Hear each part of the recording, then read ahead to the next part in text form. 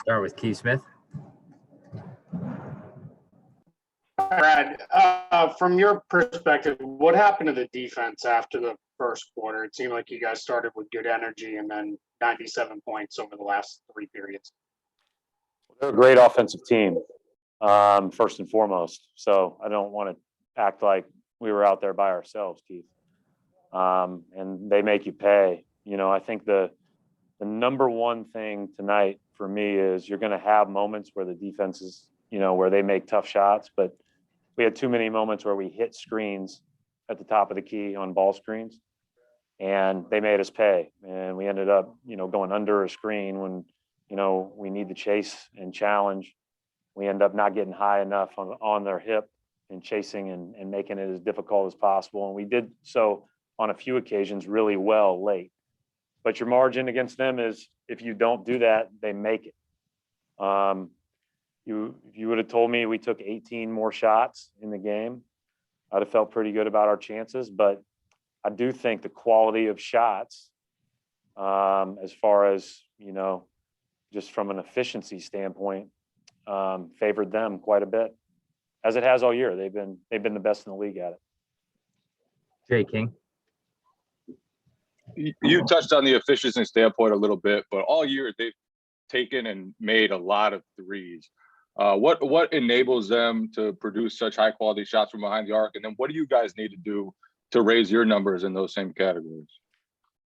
Well, first of all, they shoot it super freely. They've done a great job of saying, we're going to let it fly no matter the time of the game, no matter, you know, the guy. They've got all those guys are exceptionally skilled that play.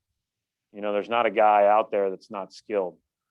And, you know, very good passers, very good making decisions. And then when you have Gobert rolling to the rim, you know, you're in a bad way. I mean, it's why a lot of teams, including us, you know, in game one, we tried to switch everything. And they scored 122 on us because they isolated us, drove us and kicked us or shook and raised from three. And then Gobert got going late because he just hit low and roll. Today, the rolls pull you in, and then you're scrambling. And if you get scrambling against them, it's just not, you know, they're going to get great looks. Thought we had some really good defensive possessions, just not enough of them. But that's a combination of tremendous coaching, tremendous skilled players, tremendous quick decision making, and a 7'4" guy rolling to the front of the rim every time. Gary Washburn. Hey, Brad, it just seemed like you guys were up to the challenge in terms of pushing them to, but every time you guys made one mistake, they made you pay. The Conley three in the corner off the fast break. Mitchell, if you give him any space, he releases Clarkson. What kind of level do you guys have to get? Is that a good example of the level you guys have to get to eventually to be an elite team? Because it just seems like once you make a mistake, you're paying. I think, you know, just from what I've watched this year, Gary, they make people pay more than anybody else in the league as a team, right? There's certain individuals across the league that make you pay every time you make a mistake. But I mean, you're talking again, they make you pay every time as a team. You know, we overhelp on Niang in the corner and he drills that big three at the start of that fourth quarter. You know, like you said, Conley's three. You end up, you know, getting caught on the screen on Mitchell. It is good. Ingles as well, right? Those guys are just, they do. You're exactly right. And, you know, there's a reason why, you know, the rest of us don't have their record, you know, and it's the reality of it. You know, we don't make people pay as much as they make everyone else pay. John Corrales. Against both Brooklyn and Utah, obviously they've got tremendous talent, but is there teaching moments in the film there of how quickly they make decisions on both sides? Yeah, I mean, it's the best. Yeah, it's the best. And that's the key. You're in the right spot. You're spaced great. You play with a high motor, and then it's just a simple game. You know, I think that we do have a tendency to make the game more difficult at times. That said, I think that we are, you know, we share that with a lot of other teams too. They're one of the best that I've seen, and I said this before we played them there, at making the right decision every time. As good as I've seen in the NBA in my time, as far as a team goes, at making that right decision. Final question for Coach Brian Robb.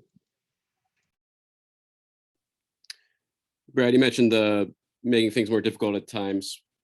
Mark, just now, what do you mean by that more depth there, just in terms of like not making the extra pass, or maybe passing too much? Like what decision making? What are you referring to there? No, I'm not talking about it, and that's not referring to like a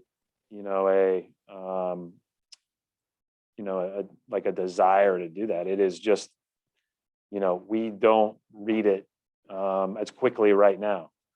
And that's what you hope to get to, right? Like you hope to get to the point where you catch it, you're open, you shoot it. You come off a screen, you're open, you shoot it. You come off a screen and they're up, you get rid of it quick and you make the right read, whether it's ahead, whether it's to the roll, whether it's to the guy behind, whether it's cross the court on a skip. Like those are things that, the best pick and roll players, the best catch and shoot players can do as they continue to progress.